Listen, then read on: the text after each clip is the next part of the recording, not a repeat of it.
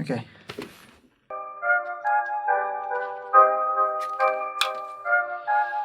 I'm gonna say something very bold, okay?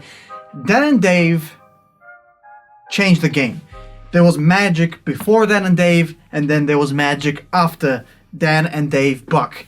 Now you might be like, Dan and Dave, those two cardist guys, the guys that have the most monotone deliveries in the game, those guys, those Dan and Dave? Yeah, those guys. Now hear me out, okay? When I got into Magic in 2009, okay? I didn't even realize what I was getting myself into. But my first influence, okay, from, obviously I started on YouTube like everyone else. I started learning, you know, looking up tutorials, Miss Mag 82, all that kind of jam, right? And eventually I decided to buy a more like professional instructional. And what I went with my friend, we went for the trilogy. If you don't know, the trilogy was a massive thing back in those times, and it was Dan and Dave's release, which I'll get into. But that was my upbringing, right? I didn't start with books. Okay, I got into books much later in the game, much further into my development. And I still remember going to Magic clubs when I was 12 years old and doing a riffle shuffle, okay, basic, and getting older guys go, whoa, crazy. I hadn't even started the trick yet, right? I just stood up and I went, all right, guys, nice to meet you.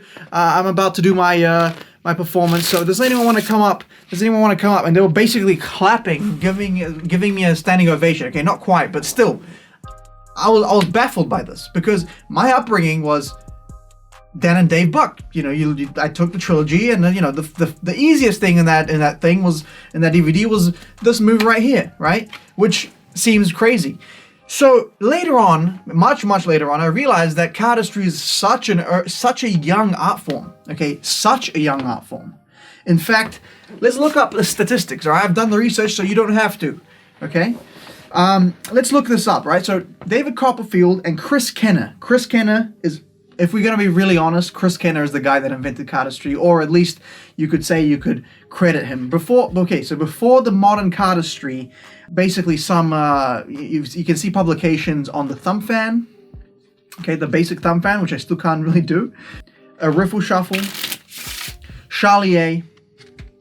Okay, these were all moves that were around, okay, in previous publications. I'm not a historian. I'm sure there's many magicians that can give you exact details on that. But these were kind of more like, okay, this is cardistry.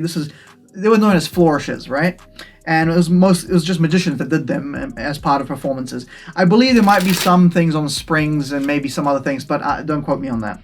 But anyway, in 1992, David Copperfield and Chris Kenner release a book called Totally Out of Control, in which Chris Kenner details a move, a flourish called the Five Faces of Sybil, okay, which is modernly called as the Sybil cut.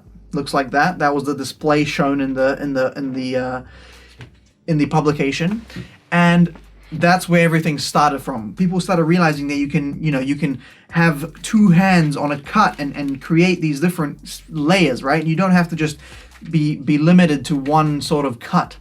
So in 1997, way back when I was born, Brian Todor released a thing called Show Off, which is kind of like a video, you know, with him doing crazy cardistry stuff. But you can see for yourself, it was quite jarry. It was quite flourish. I mean, I don't know any of his cuts or anything, but you can see the development, right? It's very different to modern cardistry that we see today.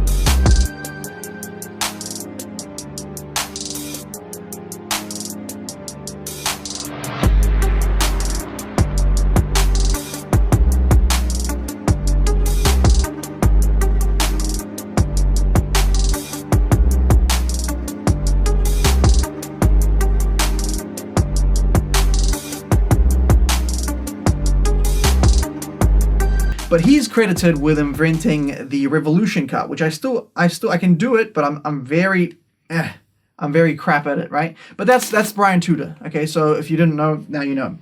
Now in 2001, Dan and Dave released a little video called Pasteboard Animations. Okay, I didn't know about this till recently. I had to go back and look it up. So that's pretty cool. You can see the kind of the start of it.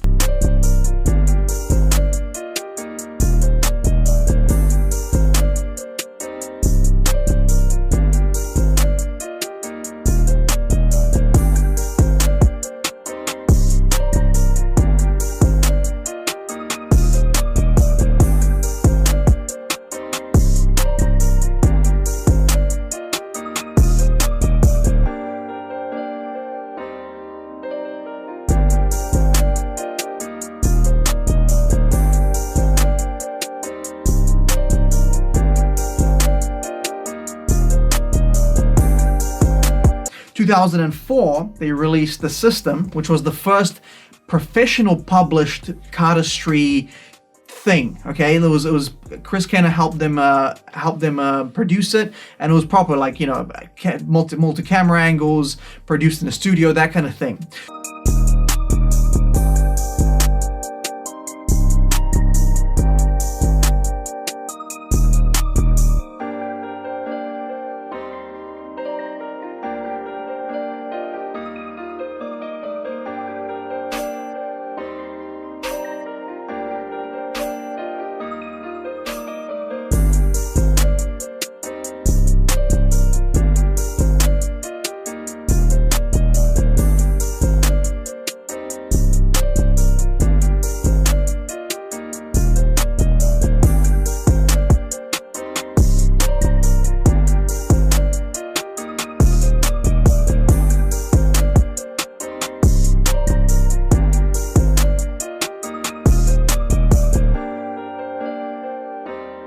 So this is, at this point, you can see that people are starting to take this seriously, right? It's no longer just like, oh, it's this thing that, you know, because apparently the system, right, they sold hundreds of copies at conventions, but there were mixed reviews about it, right?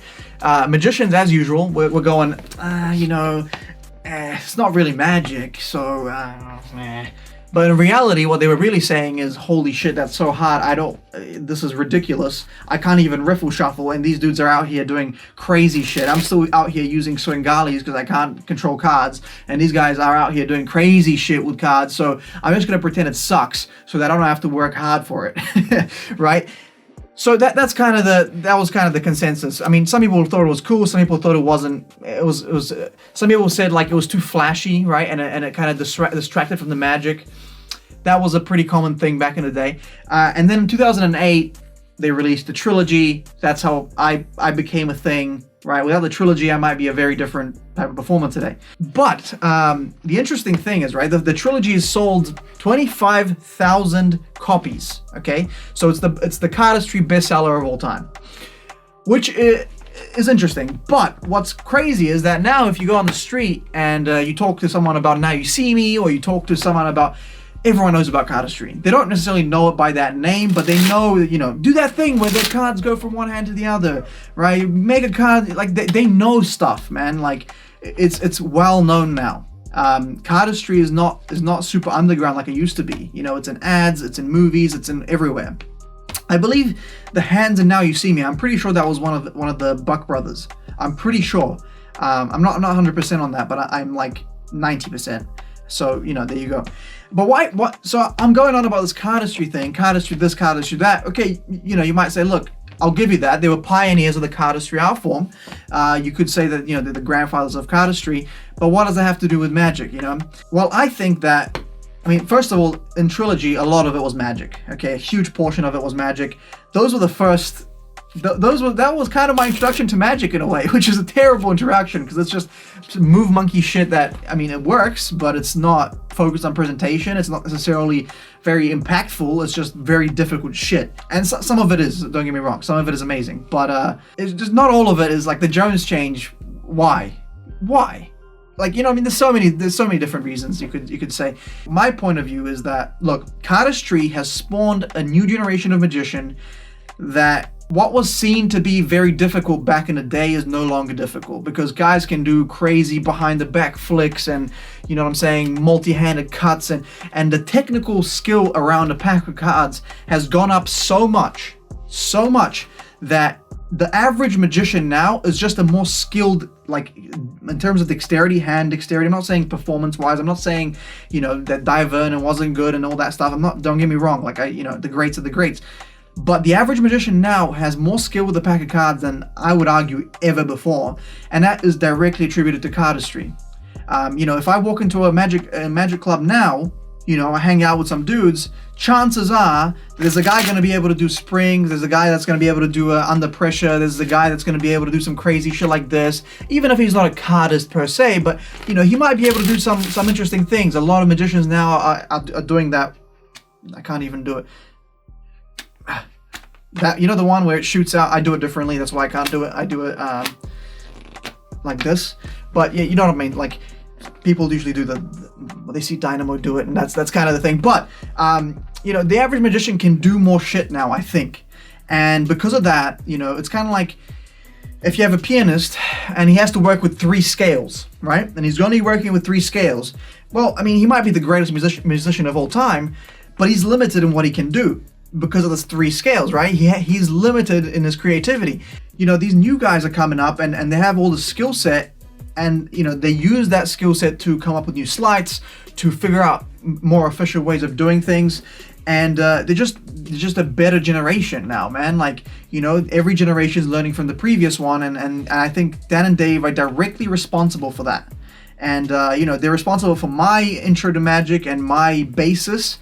I wouldn't recommend a beginner to go straight to trilogy. I think it's definitely the wrong way to go. But that's what happened to me. That's what, you know, so I think, like, you know, we owe a lot to Dan and Dave, for sure. We owe a lot to those guys. I wouldn't, you know, their performance, they're not performers. I mean, you know, I don't think anyone needs me to say that. They're not performers. I wouldn't even say that they're good magicians, because they're good sleight of hand artists, that's for sure. But when it comes to performance, there's nothing there, right? First of all, they're memorable because there's twins that do crazy shit, and then one's really good at a specific few moves, and the other guy's good at a different kind of moves. Like, you know, one of the brothers doesn't do the Jackson 5, and the other guy doesn't do Pandora. So yeah, they have like this rivalry every time you see them jamming. One guy's doing one set, the other guy's doing the other set, and then everyone's like, oh shit. You know, whenever I think of Dan and Dave, I always think of this video, and it's just this Asian guy filming them in Macau, and he's going, oh, Dan and Dave, twin brother, oh my god, amazing. It's so hilarious. It's so good. I still, me and my friend, we used to watch that video like on repeat, man, and just laugh our ass off. Just the guy's reaction was so comical, you know.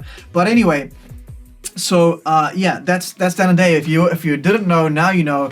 If you don't know who Dan and Dave is, go back and look at this shit, man. You should really look into that. That's some shit you're missing out there in your repertoire of the flourishes and of different kind of sleight of hand stuff. And, you know, they just have crazy ideas. They're cool dudes. But anyway, that's it for me. Until next time, peace out.